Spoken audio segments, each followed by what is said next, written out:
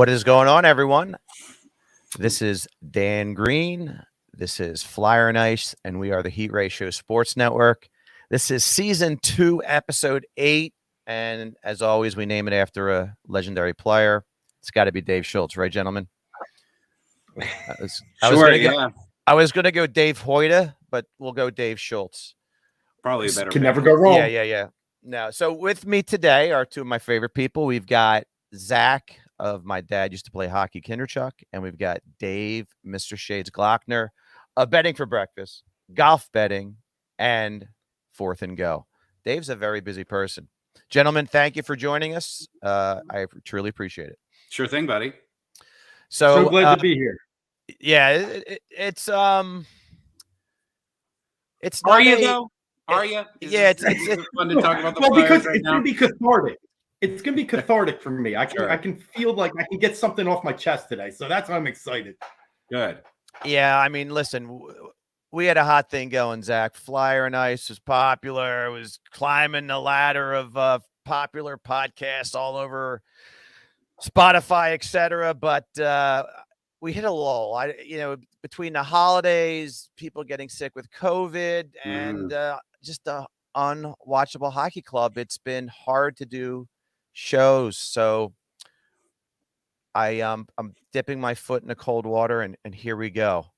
Yeah, it's not fun. It's not fun right now, and it's not fun. It's the worst is that the whole crux of my podcast is that I talk to alumni, and the alumni is just so devastated by the performance of this team, and that kind of bums me out more than anything. It's not even just the on ice, because the Flyers had 5 straight years of pretty lousy teams in the early 90s and beyond even. But no one ever questioned their effort. Like it wasn't, we understood they were going to suck, but no one ever was like, Tommy Soderstrom is just really phoning it in. We understood that it was just a bad team. This shouldn't be a bad team. They're just playing like a bad team. We have a couple of really rotten core components for sure that I'd love to see move on. But the most frustrating thing about this is that it's just, and this is what gets the alumni, it just doesn't feel like a Flyers team that they would recognize. There were a couple of really great eras of Flyers teams, and then there's this era. And this era is just so depressing for a group of men that absolutely love the logo and the franchise as much as they love their families. Believe me, I know that. No, and the interesting point of that comment, and I agree with you 1,000%, is during the late 80s into the 90s when they started trading Poulin and Prop, Sinisalo, you still had fighting. You still had the energy of what a fight brought to a game. You had the Tony Horaceks of the world. You had Clarke on the team. So you still had some jump and you still had some grit.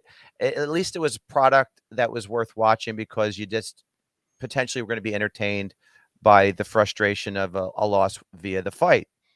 Then the Lindros years obviously started developing, and then you had that excitement. With the lack of heart, grit, and fighting being almost taken out of hockey, you don't even have that to look forward to. I mean, the fight last night was ridiculous. Chara against McEwen for a relatively clean open ice hit, but other than that, you've got nothing. I mean, even Matt Martin looks passive on the ice lately. It's like it's just not the hockey that I enjoy. And if you're not going to win, and if you're not going to show me skill, I want to see the grit. I want to see the toughness. And so we've got no skill, we've got no grit. So it's literally like watching paint dry. There's been a couple of nice stories coming out of this year. Obviously, Claude Giroux passing Billy Barber. But when you talk about players that have exceeded expectations, there's just two. That's it. Well, that's not fair. Carter Hart. But I always knew he was great. But then you have Zach McEwen and Justin Braun. Yeah. That's it. And I'm a big champion of Travis Sanheim, but I don't know how much of that is even pretend, that I just kind of rile people up by saying he might win a Norris someday. Because I think he has the capability to do that, but I don't think he ever will. So every once in a while, you see him play a nice game. I know that there's a lot of Risto defenders out there. I don't know. Take him or leave him at this point, and that pretty much describes the entire roster. Zach McEwen is playing his heart out, without a doubt. Justin Braun has been solid everywhere they've put him. He's a great utility man. But if those are your two biggest great success stories, you are where you expect to be in terms of where we are in the standings right now. And as you said, Drew playing say, well for a bad team. Sorry, Dave. Yeah, I was going to say Drew, but wouldn't you give Atkinson some credit? I mean, no, I mean, a guy that's come in and at least, been able to snipe a little bit. That's what we just needed, a little bit of that. I thought, yeah, I've enjoyed at least seeing a different player than Voracek. Maybe that's mainly why I've kind of bought into Atkinson. But you guys are so right. I mean, we've now hit 9 losses in a row for the second time this season. I didn't think it could get much lower. And yeah, essentially you've had 19 straight losses. It's just we're not halfway through the season yet. It's awful. Adam brings up a point, and Adam, thank you for checking in. Adam is probably the most loyal listener we have for the Heat Ratio Sports Network in general. And by the way, please check Heat Ratio Sports out on YouTube, like and subscribe, and you will get notified with all our great programming. Adam says coaching is a lot of the problem. I don't agree with that. I don't either, Adam. I love you, but you can get Scotty Bowman in his prime with this team, and there's just something lacking. Zach, I've asked this question before, and Dave, you can jump in anytime. We had the start of a season that was solid. We started to get 3 really good balanced lines, where at the beginning of the year we were saying that they didn't even have a top line. They had 3 legitimate balanced line. No superstars, but a bunch of solid players. And there was a moment where McEwen scored his first goal, and I had this feeling of, my God, that officially turns the page of last year's disaster. They just looked like they were rolling. And then all of a sudden last year returned. How could a team go from solid to just so bad again so fast? Zach, are they predictable on film?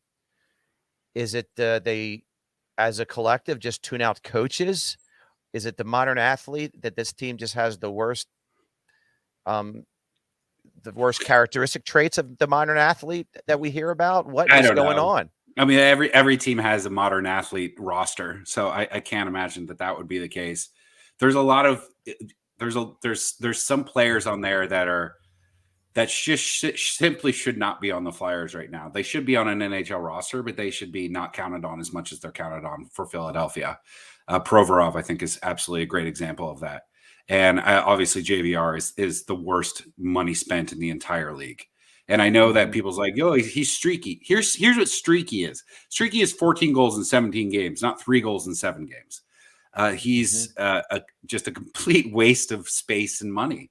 So you have that, and you have, he's supposed to be one of the guys that's going to bring this team up. And yes, they have had some unfortunate injuries, without a doubt, but so have a lot of other teams. Oh my God. And Pittsburgh still always holds it together when Crosby and Malkin are both out. I know Ryan Ellis seemed to be this defenseman that we haven't seen in quite a long time, a la Desjardins. And unfortunately, he's got this mysterious, is it upper or lower body injury? It's one of the two, and he's not making any progress. Farabee has been on and off the ice, and then obviously there's the COVID stuff. So they haven't been able to play with an entire full starter roster. So if you want to make excuses for them, that certainly is one. But the other problem is that a lot of other teams have been, kind of plagued with the same problems, and they're still kind of humming along. For me, what this team lacks is just a bona fide leader.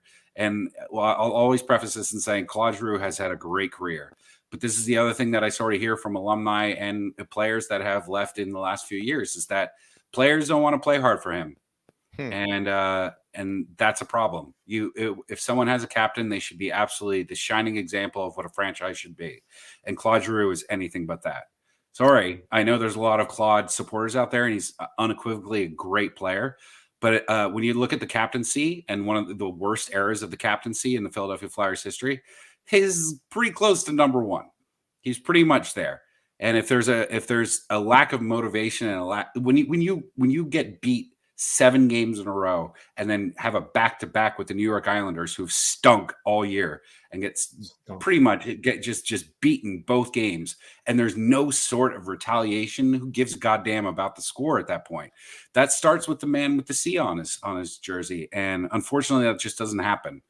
I don't know the intricacies of the locker room, obviously, as well as the current players, but I've heard from enough former players that played during the Giroux regime, which is what I'm calling it now, and they just don't feel like he's the type of guy that can bring this sort of this team together and restore.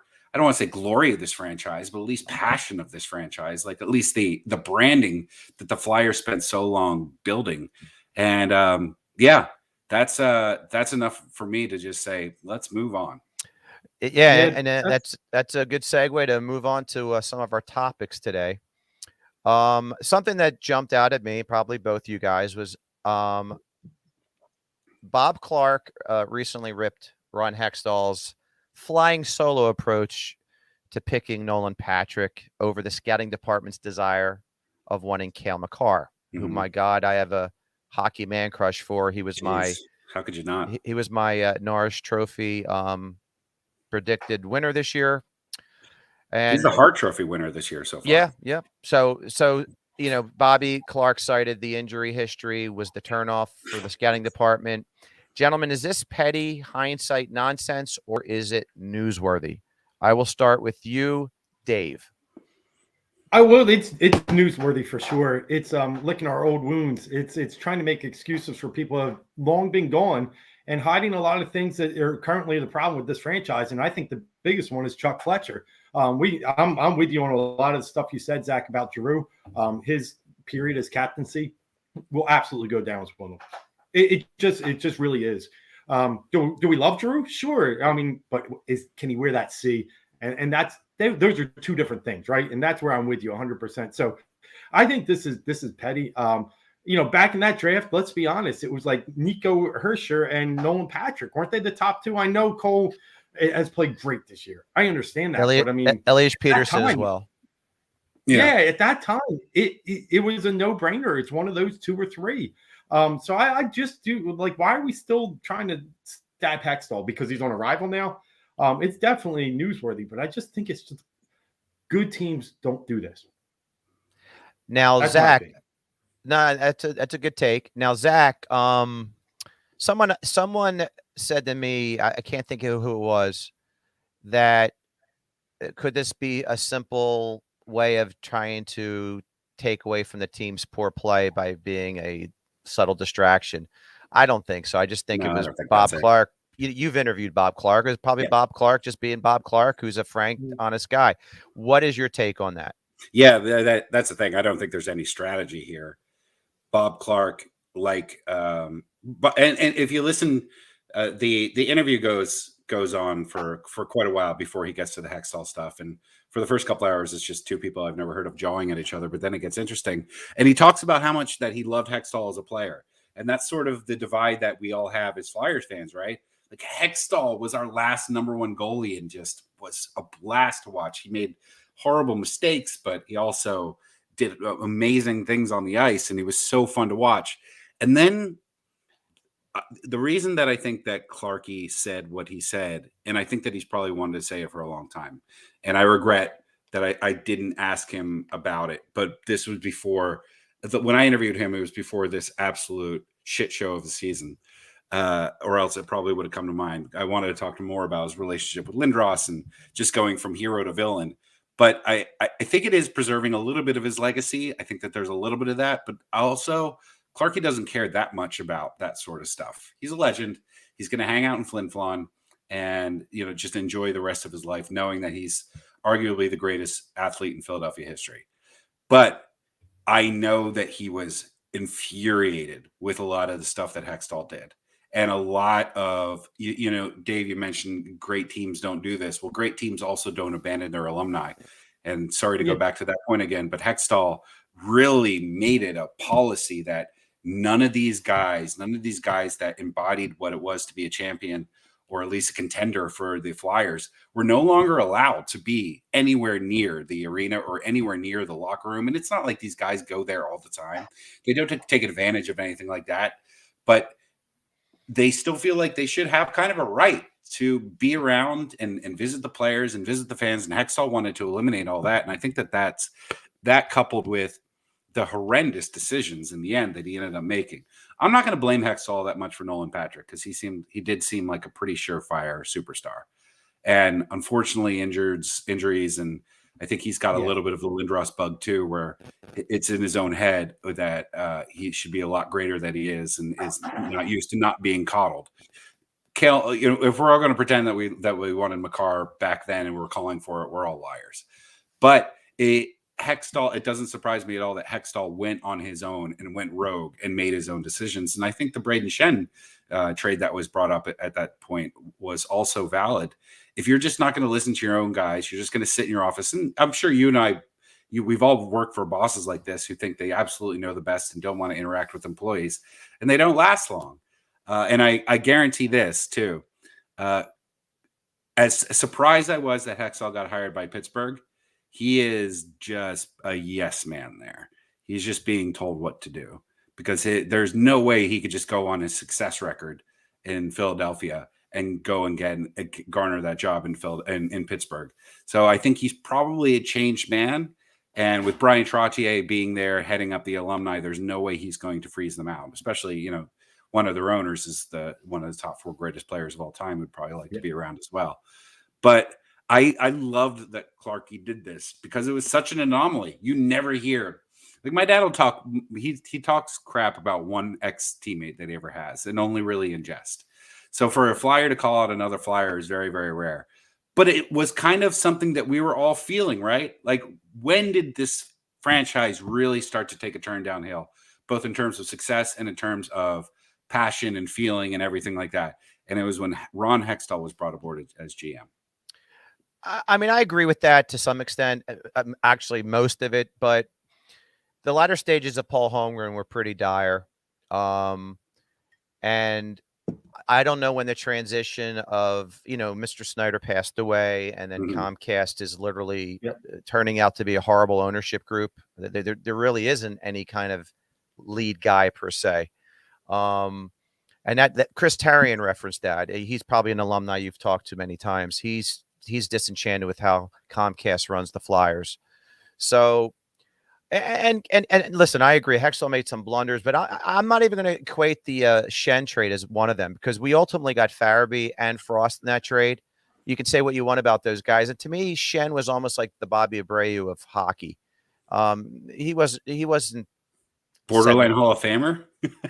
Well, that's what. No, Abreu certainly is not, and but I know what you meant from a stat perspective. Hollow numbers, like he never really.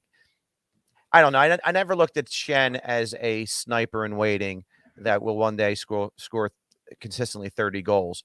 I mean, if it was just a Frost in return for him, that would have been a reach. But they got Farabee out of it as well, and I think Farabee has a hell of an upside if they can put a team and a great centerman around him that's in his prime. But let's move on. I mean, Hextall.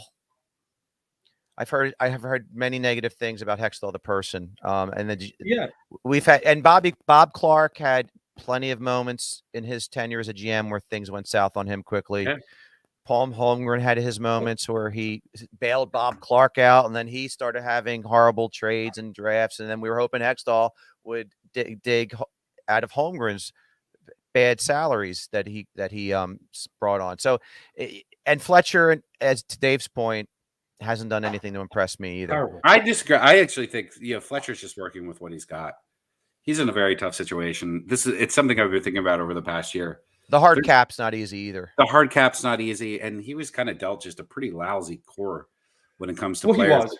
Yeah, and there hasn't been a lot of drafting that's been working out for the Flyers, and he's got to work with all this stuff. And as much as I love Cale Makar, believe me, I do. Yeah. If you think about when they drafted Patrick, we were coming off of drafting Sanheim, coming off of drafting Provorov. So we had young Myers was in a system as a highly touted steal of a free agent. So we had young defensemen that we were cultivating and thought would be our core. So I think they wanted some forward help. They thought they had the defenseman covered. Didn't we win the draft lottery that year? We were back down at like 11th yeah, or 12th. yeah. We We would have been better off. We would have been better off not winning. Right. Yeah, The we year we, we we win. had like a 2% chance to land where we did. It was insane. Yeah. And I Yeah. reference this all the time. The 2 times in our history where we had such a pick, once was for being a god awful hockey team, which as bad as we are this year, we had 1 year where we were just god awful, and that was the JVR year where we lost the coin flip for Patrick Kane. So, the Penguins, had year after year of poor play, and they had Crosby fall in their lap. They had Malkin fall in their lap. They had Fleury fall in their lap. They had Jordan Stahl fall in their lap.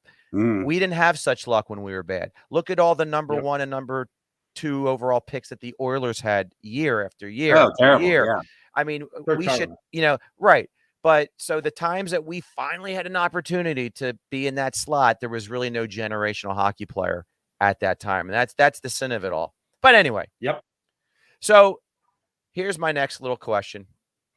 COVID clearly helped the initial stages of this losing streak, but topics we have addressed countless times are rearing their ugly head once again.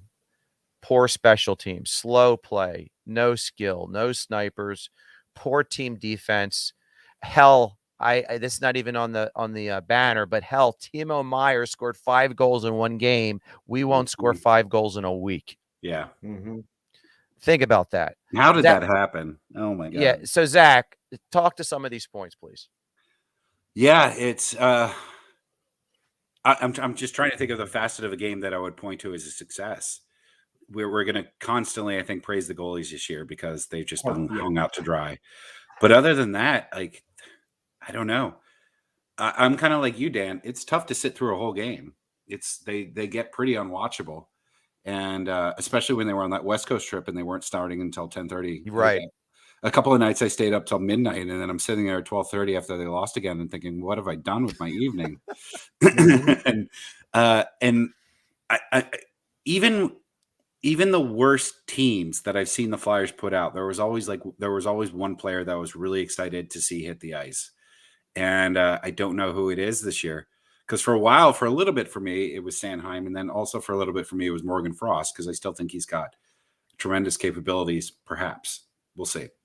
And now there's just no one. There's no one. The one player that I want to see on the ice more than any other is Ryan Ellis, and I don't think he's coming back till 2024. No. And why rush him back, to be honest with you? Yeah, there's no point at this juncture. But yeah, they should. I wish you could decline penalties in the NHL. Yeah, because I'd rather see them on the penalty kill than I would on the power play. Yeah, it's truly amazing, Dan. I mean, what are they, 27th in the NHL in goals scored? So there's just no pop, no jam that we like to say on that side of and the defense is just a complete wreck. They can't even get the pairings right. The only thing that's there, you hope is, you feel bad for Carter, and you feel bad. You're sitting there knowing that his goals That's the best storyline of the year, other than is that we all have come to have this sympathy for Carter Hart, and to a slightly lesser extent Martin Jones. We do. We just feel bad for them. Even you guys know Jamie Baskow. He's the most positive guy ever. He's even said Carter Hart should just take off his equipment, throw it in the middle of the locker room, and say, "I quit until you guys are ready to start playing."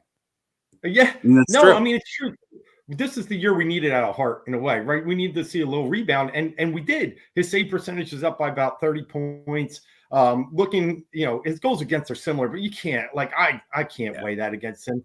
He's just been getting killed out there. But I do have confidence that this is going to grow him, and that's what I hold on to. Like you guys said, out west they won the first game coming off the COVID, and I was getting excited, and then it was just complete trash. And there were so many great goalkeepers that I remember watched growing up that were just on terrible teams, and they'll never make it. Mike Lute, Clint Malarchuk, like guys that saw they saw so many shots, but always had like a 3.4, 3.5 goals against average, and they'll just never be celebrated. And I don't want Carter Hart to have that kind of career. True. I'm always gotten to the point where it's like, out of the kindness of our hearts, we should just let our good players go somewhere else. And I'm almost to that point with Carter Hart. Go let him go play for Edmonton. God, he'd kill it out there. Let him go play for Toronto or whoever. But it would really sadden me to know that we just wasted this incredibly talented, insanely young. I think one of the reasons that we all feel such sympathy for him too is when he takes off his mask, it's like, God damn, you are so young looking. Yeah, I don't think he shaved we yet. just get this like paternal feeling about him. So I'm at this point now where, because I don't see anything turning around in the next couple of years, just wasting this incredibly talented young goaltender. No, I listen. Unless they, I've got nothing. Unless they, I was gonna say if Giroux waives his no trade and they're able to somehow get something for him, because he is playing very well in this very stagnant team. So we could question his leadership, but his on ice play hasn't been. He's the best player on the team. Absolutely, Yeah, and it clearly shows. Yep. Yeah. Now this ties into Zach already touched on it. Like, let's decline penalties, but their special teams as a whole has been just horrid. And at the beginning of the year, we did like predictions. Like I think a question I asked to the guys: top half in power play, true or false? Top half in penalty kill, true or false? And we all went pretty much both top half. I didn't expect this. I thought bringing Yandel would help with the power play. I thought Atkinson would help with the power play and the penalty kill. I mean, their penalty kill has been horrid lately. Yeah. And they had a 5-on-3 recently where they're just standing still. It's 5-on-3 should be, you could score blindfolded in the NHL today. Teams just tic-tac-toe the puck so fast. It's like, again, I reference how I watch my NV streams, a little plug here. And I watch a lot of hockey, and watching us compared to watching, let's say, Colorado, Edmonton, Colorado, Vegas, it's like something foreign. Yeah. It's alien hockey. So anyone want to touch on our special teams? Just jump on in. Well, Keith Yandel I kind of cheered on that signing. So I can't say that I blame anybody for it. We got him dirt cheap. The guy's been a power play specialist his entire career with great success. But now we just happen to have the worst player in the league. We do, who no one wants to bench because he's got a record that he's going to break. And it's ironic, Zach. And I don't. This is a very hard topic to tap dance around. I had COVID, but I mean the whole freaking team has had COVID. Yeah, and this guy hasn't. Mm-hmm. I mean, I don't want anyone to have COVID. I don't want anyone to have COVID. But my point is, he even survives a streak with COVID taking place. Provorov starts the first 400 and change games of his career. Yeah. Blocking shots off every part of his body, and COVID ruins that streak for him. So I don't want anyone, God forbid, 10 times over to get COVID. Right. But he's always in the lineup, and he's such a detriment to the team. I've always known he's a detriment defensively. And again, I'm not comparing him to Ghost, because Ghost was a detriment defensively, but he was explosive offensively. But his salary was also just too exorbitant to take on. And like you said, we got basically an older Gostisbehere at a very cheap price that you thought would be serviceable for this team. And it just hasn't been. He's just fallen into the malaise of everyone else. And with his age and declining skill set, it's a bad combination. And he's one of the most beloved players in the league. Yeah. His friendship with Kevin Hayes is absolutely adorable. I love that. And but then it kind of brings me back to this is just the sinking mess that are the Philadelphia Flyers right now. I think that if he had signed $900,000 with some other team, let's say Carolina. Let's use Rod Brindamore's great team. I think he'd be having a good year. There's just you use the word malaise, and I think that's a great word. There's just this malaise now amongst players that I think otherwise would be having at least solid years. Like, you couldn't single them out as being a big problem for the team. And I think Keith Yandel's a great example of that. But as soon as he put on the Flyers uniform after those first 5 games, when everyone, at least I thought, hoped more that we'd end up with 55, 60 points out of Keith Yandel. How amazing would that be? But but now he's just kind of become what he probably should be, playing for the Philadelphia Flyers. It's kind of a lousy liability. I mean, it only makes sense that as soon as he puts on that uniform, that's what he plays like. Yeah, and it's a shame. Him and Giroux are about to hit big time milestones. Obviously, the 1,000 games for Giroux, the streak for Yandel. Yeah, and it's like, okay, it's like hard to even celebrate it. I know. Yeah, but Dan, and honestly, go ahead. Yeah, you asked about the power play this year and how we thought it might improve, but give me a year it's been any good in the past 5-6. Like it's just, and I don't know. You guys tell me. I feel like it's the defensive combination, not having anyone back at the D line. I do think it's a little coaching too. Don't get me wrong. I think some of the special teams, the way we attack the power play, is a lot different than other teams. But I just don't feel like, Gosh Despair was the last time I felt like we had a good point that his 1 year. Yeah, and Hartnell probably. When he was with Voracek. Yeah. The power play has been bad, but the penalty, listen, I'd rather this, I don't know if this is a correct or incorrect statement, but I'd rather have a strong penalty kill, at least, and when they're both bad. Yeah. There's just, you look at the talent. Like last night, Butchergross was saying, Atkinson, Farabee, Giroux, they're all on the ice, and he goes, well, they should. They're a very talented group. They are, but you would think. But here's what I always go back to when I watch the Flyers power play, and their penalty kill. They often sit back in a lagging box or a sagging box, I should say. Yep. And they let teams dictate what they're going to do. When we're in a power play, we constantly get the person with the puck pressured, and nobody is comfortable with the puck on the even Giroux.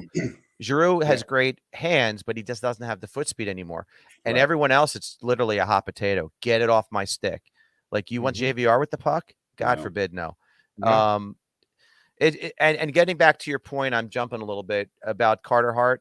He was absolutely brilliant last night in the shootout.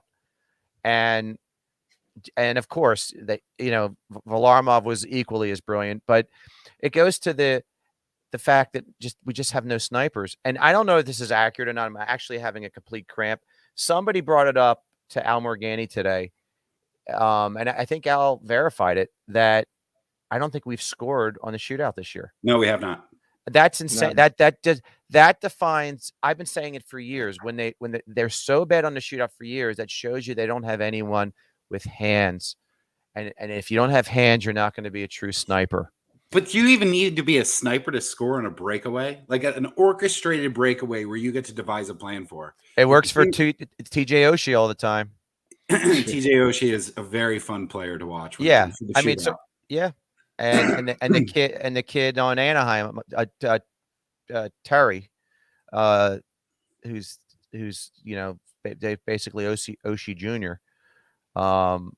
So anyway, it helps, but I don't think that you should, like, you don't need to be a perennial 30, 40, 50 goal scorer. You need hands, though. You need to be able to score on a breakaway once out of 16 attempts. Like, I don't think right. No, I got sniper. That is one instance where I will call out coaching, because there has to be some sort of skill sets that each player has, at least the 5 or whatever you're going to send out, that can put the puck in the net one time. That's, I think, probably of all the stats this year, that's the most embarrassing. It is. And Zach, didn't you mention it?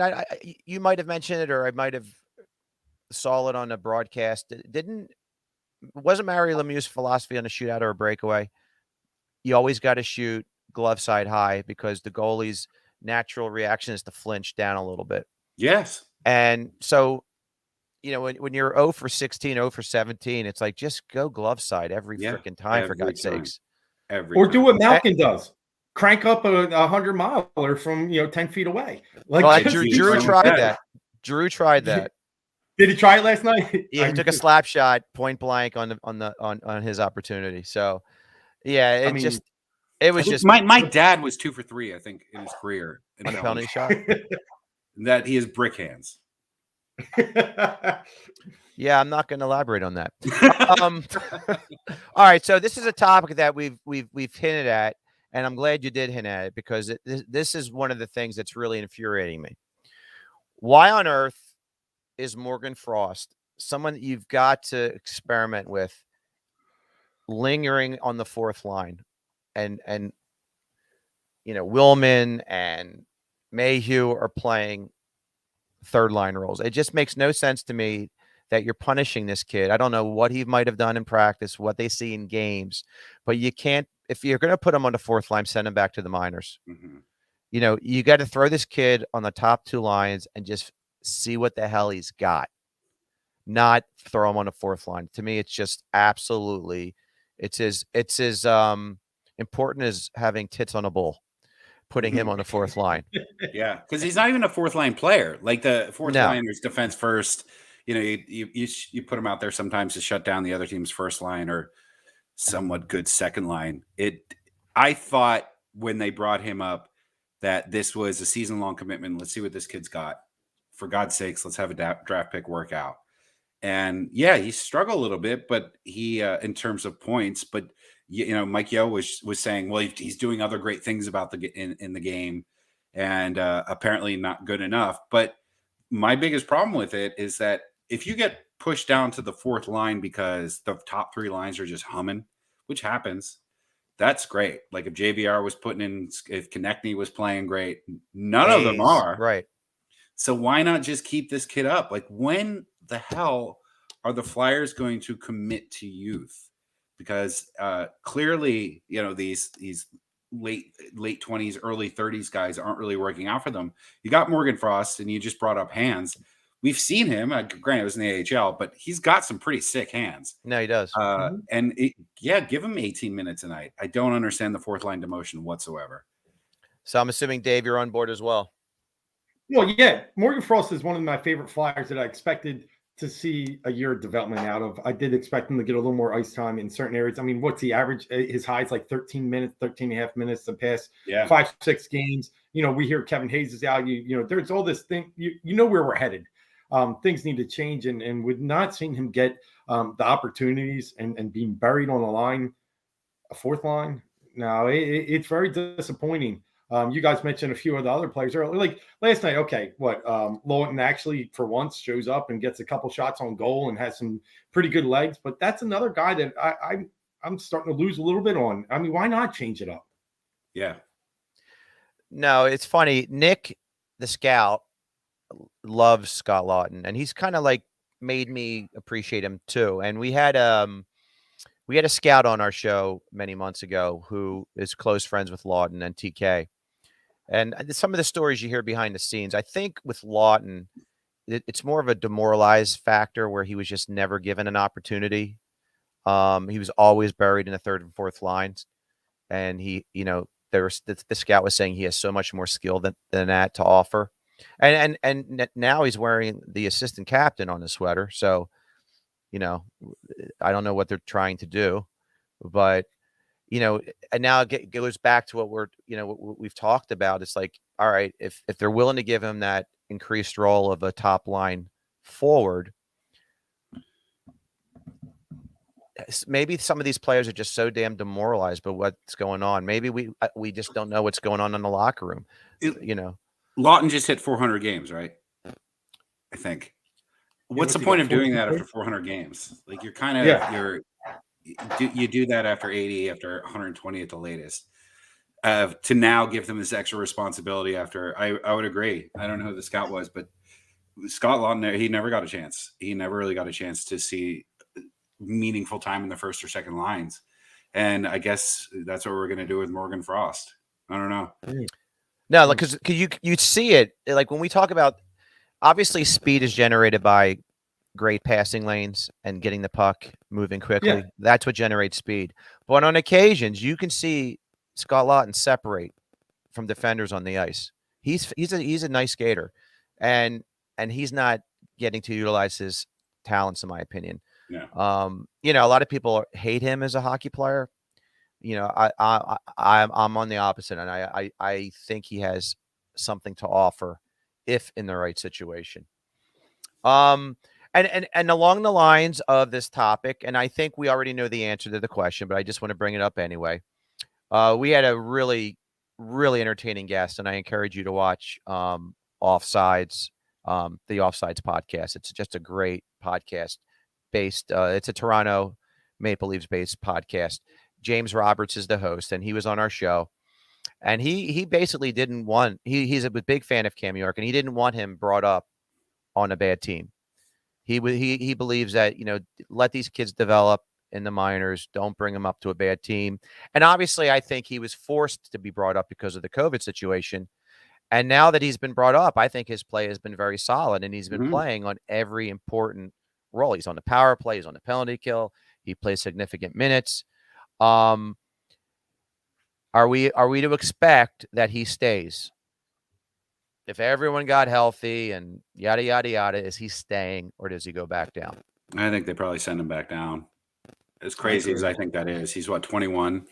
And I don't really understand James's point there. I think that coming up on a bad team is actually benefiting you more than coming up and just being the last component of maybe a championship contender. I think Cam York, he's tremendously talented. I don't know. I would have had him, I think, on day one roster, honestly. Well, that's the Yandel thing screwed the pooch on that one. Yeah, that's very, very true. Yeah, very but true. I'd be playing him no matter what, and he's on my team the rest of the year. But based upon the philosophy that we already talked about with Morgan Frost and the way they've managed, I agree with Zach. I think he's probably going back down. Playing young on a bad team, I don't care if it's bad, good, or whatever. The kid's got talent, and he's better than what's there. He should play, and he's better than what's here. And I just really believe he should be playing. And I do think it actually benefits playing on bad teams. So I agree with Zach. I'm not sure. And he's probably got some good points behind that. But experience trumps everything, right? And I firmly believe that. That's why, quarterback analogy, in the right situation, I really believe rookie quarterbacks should start from day one. Very similar if guys are ready. And I think Cam York is. He's showing it. Well, you look at my favorite player, Lemieux. Lemieux came up, and that was an unbelievably bad Pittsburgh Penguins team when he first started. And then he kind of, molded it into something that was great. And he started doing that at 18 years old. Now York is 3 years older than him. I think that there's a little bit of less pressure in a weird way when you come up and you're playing for a lousy team and other players that are supposed to be key players making a lot more money than you are also making mistakes. Like, it's okay.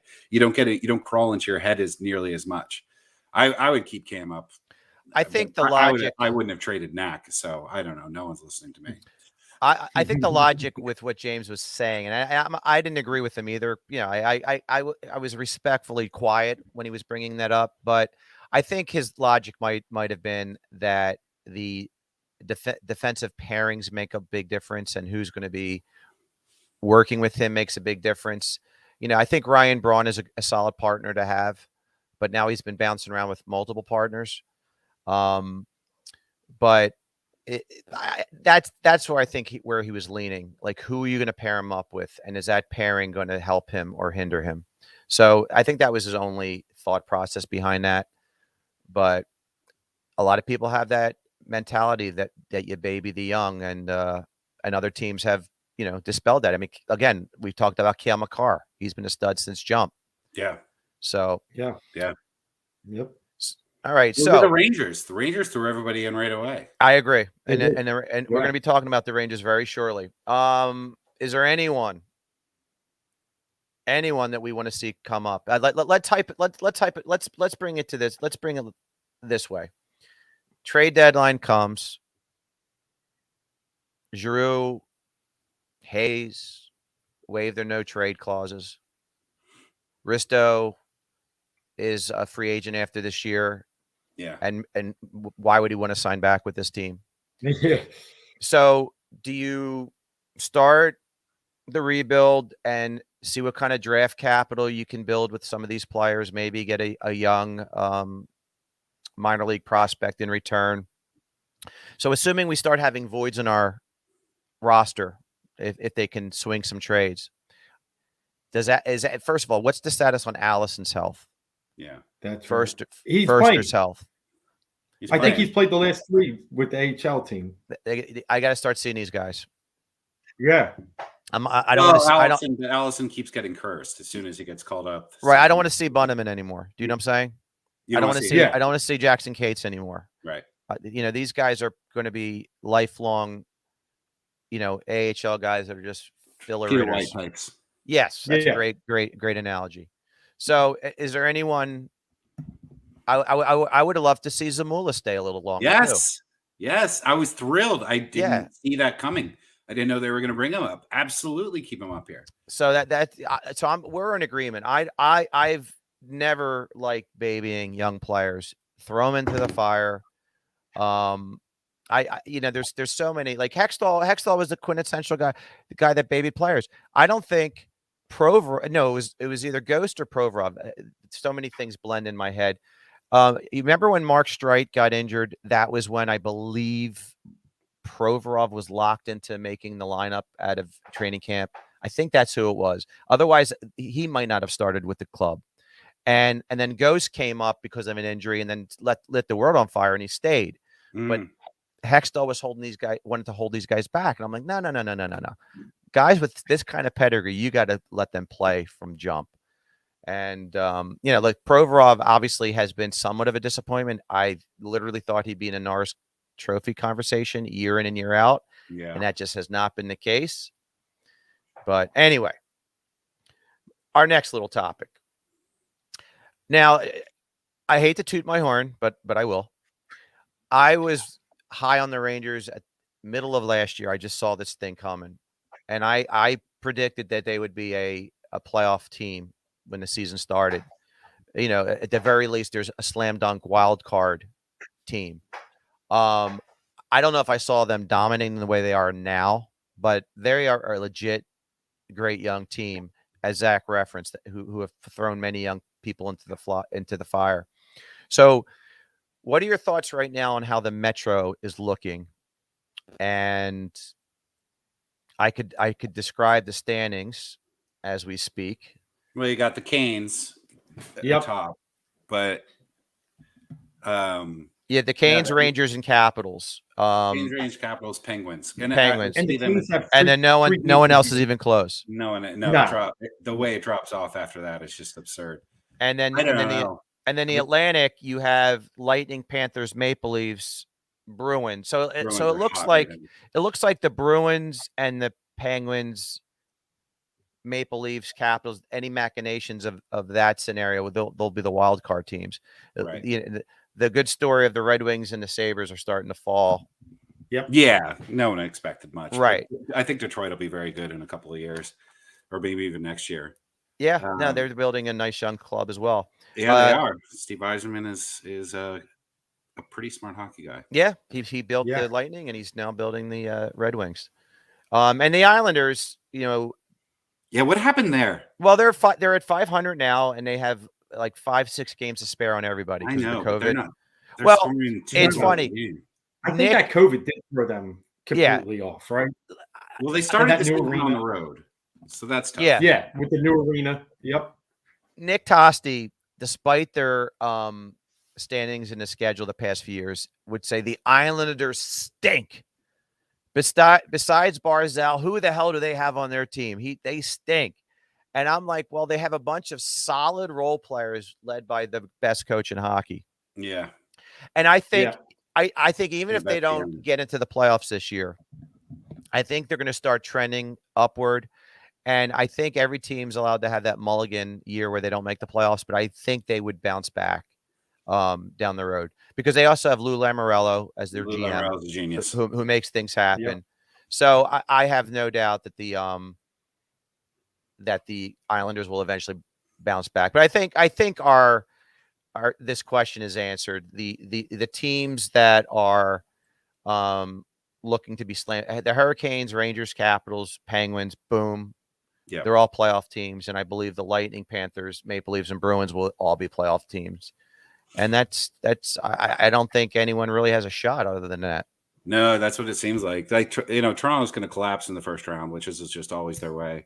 I think they will, but I tell you, I think they could come back and win that division this year. They're such regular season champs, and they have some. They always are here. Yeah. Yeah. So I think I wouldn't be surprised if I saw them overtake Tampa as we progress in this year, and then choke, like you said. I mean, we got that Yeah. one. I think Carolina holds on, in the Metro. I just think they're more well-rounded. And I love the Rangers. I love what they're doing. A couple of my best friends, they went to the game the other night. Obviously, unfortunately, New York showed up a little more than we did in the crowd. Sad. They're good. They're a good story, but I do think Carolina's just a little bit more seasoned. I think they're going to hold on to this thing. And that's going to be a big battle, right, to get the 1 seed in this division. Because to get the 3, you're seeing the Caps. That's tough. I don't know. I see Pittsburgh getting it. Do you? I just Okay. like, yeah, there's just you talk about generational players. We have Crosby, and he's just been the greatest captain in this league for God, how long now? How long has he been here? Yeah. It feels like my entire life. And I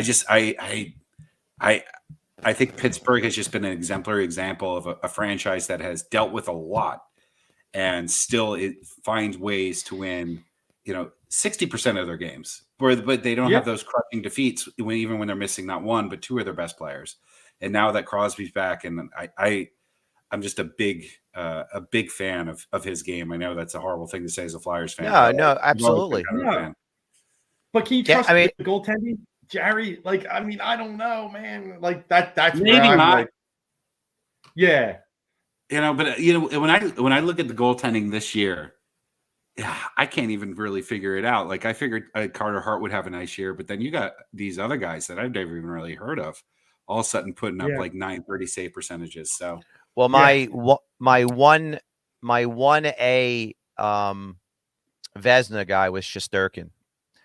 I went with Hellebuck because I really thought big things would happen with Winnipeg this year. Still early, but Shesterkin's my favorite goalie in hockey. I've been saying it for the past 2 years. He reminds me of a young Bobrovsky. The telescopic legs, he gets from post to post quicker than any goalie. He's just a joy to watch. All right. I forgot how bad Arizona was. They're spectacularly bad. Sorry, yeah, through these divisions. They're the only other team with the Kraken shootout wins, right? Besides the Flyers, except for Carolina, who hasn't even got to shootout. But they're 0-4, just like us. They're bad everywhere. I bet you someone at least scored a goal in a shootout, though. Yeah, they might. Ghost. Yeah, probably ghosted. Yeah. All right, Zach. What time is it? It's penalty box time, Dan. No, you did it wrong, Zach. You did it wrong. Damn it. What did I always say? It's time for the penalty box. Oh, it's time for the penalty box.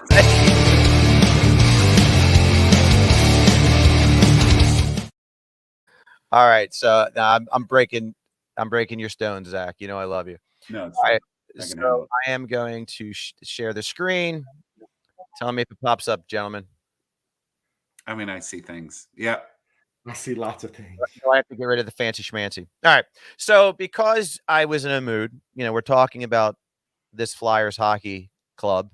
It made me think of, all right, let's talk. We've all been watching hockey for 20, 30 years. In my case, I'm probably 10, 15 years older than both you guys. I've been watching it since I remember vividly watching Zach's dad play with Ross Lonsberry and Don Selesky and company. So this topic is our most disliked Flyers. Mm-hmm. Flyer that even though you rooted for the team, you're like, when they got on the ice, you're like, I wish he wasn't on our club. And I'll start. I don't know if you guys can tell. The top left guy is Lindsey Carson. Yeah. I was never a Lindsey Carson fan. I mean, listen, I think he had a 1 year where he scored 20 goals, another year where he scored in the teens. But to me, he was like a faux tough guy wannabe Flyer. Like he played with a young Tocchet. He played with the Sutter brothers. Yeah. He was he might have, but he's the guy that he liked to drop the gloves, but he lost every fight. I found him to be a slow skater, but yet he played like 7-8 years with the club. Yeah, you're right. He's a very forgotten member. Yeah, just never did anything for me. Like I like, don't drop your gloves. You're gonna lose. Don't do it. Don't do it. So that was the first guy that popped in my head. You would think, why the hell would anyone even be thinking of a Lindsey Carson? But I thought of Lindsey Carson. And my next guy in the center is Kent Manderville. Played parts of 3 seasons for the Flyers, and he's your typical. I don't know. He was on that 2000 team that was with that the Keith Primo took on their back, and they lost because they were depleted with defensemen, and Sammy Kapanen was playing defense in the playoffs. It got so bad. But Manderville, as our friend Nicky Nuts would say, couldn't hit sand if he fell off a camel. He had the worst set of hands I've ever seen. It was like he couldn't score goals if it was a soccer net. That's a deep dive pick. What was that? That's a very deep dive pick. Yeah. I do remember him being quite disappointing. Yeah, so I never cared for him. So I could go with countless guys, but these guys were guys that just irked me while I was watching them play. There are other guys, but I didn't want to go with the Brizgalovs of the world because they weren't here long enough. So I try to go with guys that had 3 or more years of service. So Dave, I'll let you go next. Now I'll let you go. You just talk about your guys. Yeah, so it's interesting. I could have gone with many as you said. I mean, some Riley Cotes. There's a lot out there. But I'm going to start upper right, and Radko Gudas for me. And I feel like this is a torn, line between a lot of Flyers fans, because I do think there were a lot that, were, big on Radko, because on those teams back in the 2015-16 years, we lacked a little pop, and he would come out and mix it up and do some things. But from every time he stepped on the ice, he was a ticking time bomb and would take a penalty at the most inconvenient, worst time in any game, and it showed up the worst in the playoffs. In fact, in his 4 seasons with the Flyers, those were his highest penalized seasons in the league. It almost felt like he had to come here and play like that. When they did trade him, remember, I think we got Niskanen back. What a beautiful, return on investment. So to get that bum, in my opinion, out of here and bring in someone who really, excelled in more of a position that we needed. I just wasn't a Gudas guy. Believe I know people liked him, but he drove me up a wall with his what I thought was dumb play. And then with that said, the dumbest of all Flyers I thought we had out here was Dan Carcillo. Car bomb. I mean, you would just see him plow into people and knock them into the net. He was just so undisciplined, so just terrible. And again, a guy that wanted to wear the orange and black and show his like toughness and grit. He did it all wrong at all the wrong times. I know he had 1 year with 22 points, but as soon as we trade him, he wins with the Chicago Blackhawks a Stanley Cup, and it's like, oh my God. Yeah. But I think most of us Flyer fans couldn't wait to get him out of here, and I hate him. He wanted to be Sean Avery and just wasn't. That's it. Yeah. Yes. Sean Avery, what a rat that guy was. Now, real fast, Gudas is playing great hockey with Florida. Just saying. I know. Saying. Now, Zach. Yeah. When we were texting this topic, you threw a shocker at me, and I knew it had nothing to do with his talent. So I need to know why you don't like Jeremy Roenick was one of your 2. Yeah, I just dislike Flyers. I just think he's just an annoying person. The fact that he just tried to always exhibit this hilarious personality just always fell so flat for me. And it made me really feel bad for the producers of Coates's Corner that we had to showcase this idiot and try to make him like an interesting. And then he tried to become this outspoken, firebrand in his post Flyers career. Here's what really bothers me about the Kurt Schilling of hockey, right? Yeah, exactly. Yeah, that's a good comparison. Yeah, it's exactly what he is. So and then it really bothered me that he showed up. If you remember the Winter Classic at the Link, that he showed up and tried to make a lot of the alumni. He's not a Flyers alumni. He's a Blackhawks alumni. And none of the other Flyers alumni liked him or wanted him around. I think Terrian probably being like the one example. So I just remember watching him and thinking, one, we've gotten you at the point in your career where you're no longer worth the money that Clarke paid you. Now that's Clarke's fault, I suppose. But he was not worth the contract that they gave him. And then off the ice, he was just like, do you have just one friend who's just really loud and verbose, but incredibly uninteresting? Like that's Jeremy Roenick for me. And for some reason, he was rewarded. Like the person that should have been the face of hockey was him, but it should have been Brendan Shanahan, who's actually like a really funny and interesting person. But instead, we had these terrible intermission shows with Jeremy Roenick making terrible jokes with Kevin Weeks or whoever, or Mike Milbury, and it was just dreadful. So I remember his Flyers time very poorly, even though he was the best player in Sega NHL '94 by a lot. Yeah, he was like I'd argue Brett Hull. What's that? I'd argue Brett Hull, but they're close. Yeah, Brett Hull was pretty good. So was Burry. I would always, that was a game. All right, so speak to us of your final player, Alexander Dagg. Oh, well, Alexander Dagg's an easy pick, right? I think that he really bugs me because I remember spending a lot of money on authenticated signed pucks after he signed with the Senators after being the #1 pick overall. And what wasn't to like about him when he first came into the league? He had he looked like James Dean. He was funny and cocky and everything like that, and it was interesting. And then he sucked right away. I think it took the rest of the NHL like 8 games to figure out, okay, this kid is the next Doug Wickenheiser. And then the Flyers, of course, sign him at some point in his career for whatever reason. And guess what? He came here and disappointed. Can you imagine? He had a hat trick once. Oh, did he? Yes, but wow. We get the Daggs and the Pat Falloons and the Pavel Brendel types. They always have to find a home in Philly for a little bit. At least a little bit. Even Adam Oates. Adam Oates at the end. Oh, don't even Adam Oates, who we traded like 2 #1 picks, our prize goalie that we would never trade anyone for, Maxime Ouellet, who turned out to be a bust, thank God. Yeah. For a half-year rental on a team that sucked. That was a Bobby Clarke trade that was a disaster. But it seemed good on paper. Adam Oates was the best passer in the league. No. Adam Oates was so far past his prime. I don't think that I ever have a problem though trading draft picks because that team was awful. They lost to the Senators in 5 games and they were just totally outclassed. They were just so not ready. Though, at least. No, they were playoff bound. They were injured. They were depleted, but he gave up way too much for a guy that he knew he wasn't going to sign back. That was way over his hill. Was close to being on my list. Yeah. But that being said, it's an interesting list, and we probably could have countless others. I know Vance chimed in. I texted him Vinny LeCavier. He was right there. Yep. And same with Nick. And Nick's other guy was Chris Velde.